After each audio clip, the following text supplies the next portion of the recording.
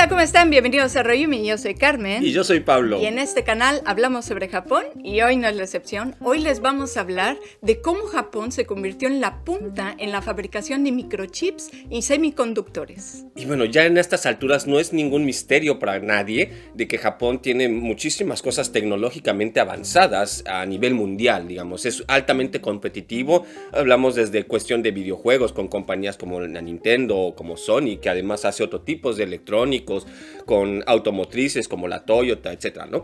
Pero todo esto no siempre fue así, ¿no? Japón, obviamente, después de la Segunda Guerra Mundial, pues tuvo un freno prácticamente absoluto en su capacidad industrial, que fue retomando poco a poco, pero no entró inmediatamente a la cuestión de los microchips. Así es, como probablemente sepan, Estados Unidos en ese momento era el que estaba desarrollando todos estos microchips, los semiconductores, ¿no? Japón, en ese momento, como dice Pablo, estaba saliendo de una guerra, ¿no? Estaba un poco destanteado, ¿no? Y desde el inicio Japón trató de ponerse de nuevo, digamos, al día, con zonas completas como lo que era en esa época Akihabara en Tokio, donde la gente producía radios, copiando los radios que llegaban de otros países, tratando de aprender cómo los hacían en Alemania, en Estados Unidos, en Francia, en Inglaterra, copiar la tecnología y buscar un pequeño detalle que pudiesen mejorar, ¿no? Y esto también ocurrió con el campo de los microchips, aunque fue muchísimo más complejo. Desarrollaban arroceras, lavadoras, todo esto, y había siempre, como dices, una mejora, ¿no? Todo esto en los 70s, ya hacia los 80s, fue cuando, digamos, se cambió la tortilla, ¿no? Estados Unidos, al estar desarrollando todos estos microchips para armas militares, pues no eran de consumo de la gente, ¿no? A diferencia de Japón, que estaba haciendo lavadoras, electrodomésticos, todo esto que la gente consumía, había más mercado, ¿no? Y había más producción. Y todo esto no fue casual. Hubo un plan muy claro, empezando por parte del gobierno, para tratar de darle la vuelta al mercado. Digamos, cuando empezó el plan, Japón ni siquiera pintaba en las top 10 de los países que producían microchips y semiconductores. Y al momento, digamos, del cúspide de la implementación de su plan, Japón tenía más del 70% del mercado mundial de semiconductores y microchips. Todo empieza con un montón de compañías que eran, digamos, grandes, importantes, fuertes tecnológicamente en Japón, pero que ninguna era capaz de competir y de producir un microchip por sí sola. Entonces fue cuando el gobierno decidió hacer un plan de juntar a todas estas compañías que eran fuertes en algo. Cada una le iba a dar la tecnología que tenía a la otra y así podían hacer un microchip. Digamos, era el Dream Team, pero en versión tecnología, compañías japonesas. Y obviamente, como en todo buen Dream Team, los egos se dispararon, los egoísmos industriales salieron a lucir y todo parecía destinado al fracaso. O sea, cada compañía, estamos hablando compañías como la Toshiba, como la Mitsubishi, dijeron así como que yo por qué voy a compartir, qué voy a ganar, etcétera, ¿no? Ya saben, cada quien tenía su pequeño trozo del mercado y no sabían exactamente bien cuál iba a ser su ganancia en toda esta historia, ¿no? Pero el gobierno no desistió, creó esta agencia, de todos modos, la persona encargada en limar los roces y encontrar de que este proyecto fuera adelante, pues se dedicó a hacer las cosas que más obvias sabe hacer los japoneses, que es networking.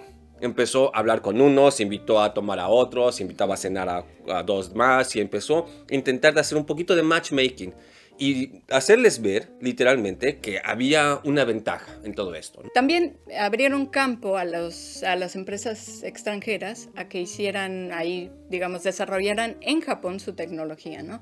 Con la condición de que esa tecnología se compartiera también en Japón.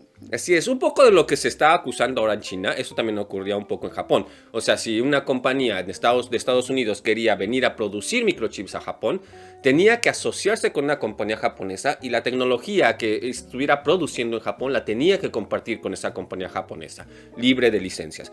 Y esto favoreció al crecimiento de cada una de estas empresas. Pero obviamente ninguna de ellas tenía el manual completo para desarrollar un gran microchip o hacer algo que fuera competitivo ya en el mercado real, ¿no? Estaban incompletas totalmente, ¿no? Y cada una de ellas, pues, era prácticamente imposible cubrir todos los espacios, sea por logística, sea por investigación, sea por economía.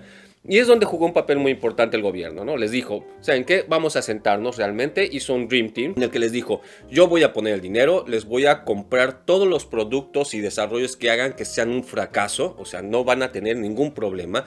Todo tiraje que hagan va a estar ya prevendido. Y además van a tener más pues favores fiscales, o sea, no van a tener que pagar ciertos impuestos, etcétera, ¿no? Entre empresas empezaron a ver que la otra podía hacer lo que ellos no podían hacer y empezaron a ver que pues empezaba a funcionar este plan que tenía el gobierno. Y estaban bajo el parámetro, además de todo, de decir de que todo lo que se desarrollara iba a ser para todos, por igual. Entonces esto era una conveniencia ya real, ¿no? O sea, si compañía A tenía muchísima capacidad en hacer la litografía directamente y la empresa B tenía muchísima capacidad en desarrollar los plásticos y los silicones, etcétera, era una oportunidad de poder aprender legalmente, sin espionaje, que es lo que estaba haciendo tu anterior competencia, digámoslo de un modo, ¿no? Y ponernos todos al buen nivel de juego. De la competencia, ¿no? Internacional. Además de todo, esto abrió el campo a otras compañías que no estaban dentro de este Dream Team, pero que, digamos, llegaron a dar su contribución muy fuerte, como fue el caso, por ejemplo, de la Canon y de la Nikon, que son compañías que fabricaban lentes. Actualmente son muy famosas por las cámaras, ¿no? Sí, pero ya en ese momento hacían para microscopios y telescopios. Digamos, ya había un trabajo, un desarrollo en el detalle, ¿no? Digamos, al fin y al cabo, los lentes pues siguen siendo minerales y es algo que es parte del microchip, ¿no? Así es. Su trabajo en el detalle, su capacidad de hacer las cosas muy, muy precisas, les dio luz verde también a poder desarrollarse y a contribuir al proyecto y ellos también recibir los beneficios, colocando sus compañías como potencias completamente en la producción de un nuevo campo, que era en el campo de los microchips, ¿no? Eventualmente sacaron varios productos, incluso en conjunto, salieron por ejemplo laptops que hicieron varias compañías de este Dream Team en conjunto como una sola marca y las vendieron. Fueron al inicio un fracaso tecnológico que el gobierno tuvo que comprar y que no hubo ningún problema, lo paga el público. Pero eventualmente sacaron productos que eran muy exitosos como conjunto y cada uno independientemente.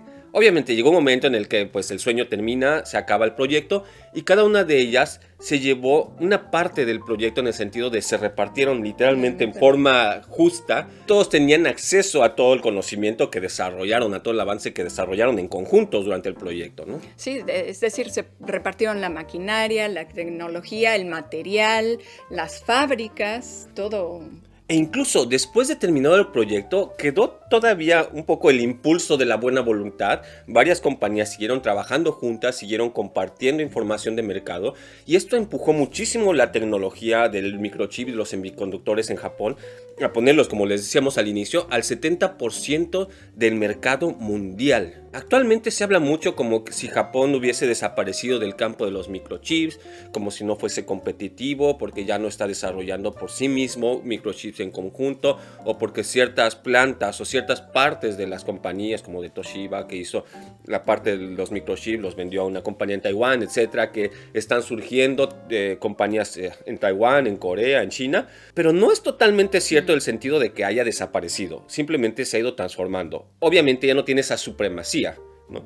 Muchos otros países alcanzaron, ¿no? el punto, el paso, ¿no? Así es, aunque sí sigue siendo el país que más fábricas, más produce semiconductores y microchips en el mundo. Y muchos de los semiconductores y microchips más avanzados tecnológicamente requieren partes fundamentales que solamente pueden ser producidas con tecnología japonesa en Japón. Entonces muchos de los, por ejemplo, de los silicón o de las partes de la impresión de la litografía son solamente posibles gracias a la tecnología de Japón, ¿no? Entonces, si bien Japón no está produciendo al final el microchip en modo completo, está poniendo parte fundamental en la producción de dicho microchip.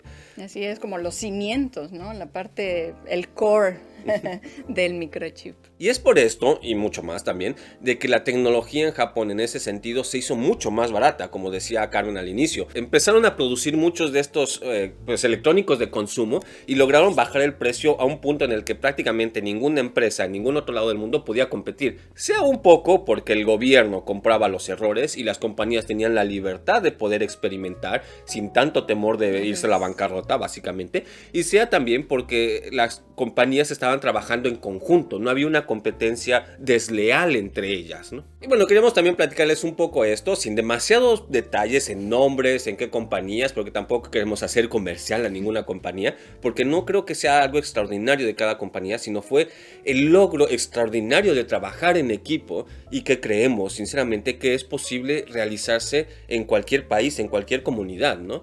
Qué hermoso sería poder ver a pues, varias compañías de tu propio país trabajar conjunto con el gobierno, pero el gobierno en el sentido con el representante de la población, en un beneficio común que va a poner en punta, a enriquecer a una gran cantidad, si no es que a todos, dentro del mismo país, ¿no? Así es, porque está bien tener cierta competencia entre las empresas. Incluso en ese momento aquí en Japón, de lo que les acabamos de hablar, había cierta competencia, ¿no? Una empresa desarrollaba una tecnología, la cedía a otra, digamos, se la daba a conocer, pero esa competencia era sana, ¿no? Digamos, era para un bien común. Y bueno, eso es una de las razones por las que Japón se convirtió en punta con los semiconductores y los microchips, pero no solo, incluso en la actualidad ha hecho inventos que, bueno, si les interesa conocerlos, le tenemos un video, se los ponemos aquí, les va a gustar. Y si les gustó este video, no dejen de darle like y compartirlo con sus familiares y amigos, nos ayudan muchísimo. Y no olviden suscribirse al canal. Nos vemos en el siguiente video. Bye bye.